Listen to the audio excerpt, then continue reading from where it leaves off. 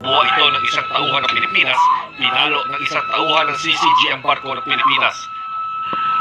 Maya-maya pa, may sinumpit siyang bag mula sa barko ng Pilipinas. Sa isa pang video, tila nagbanta ang isang CCG gamit ang hawak niyang palakol. At kahit nasa gilid na ng BRP Sierra Madre ang inflatable boats ng Pilipinas, kinukuyog pa rin ang mga ito ng China Coast Guard. Ilang tauhan pa ng China ang nanakot at nanutok ng mga patalim at pamalo. Ang isa, inusok pa ang isang rubber boat ng Pilipinas. Maya-maya lang, nagbatuhan pa ang dalawang panig.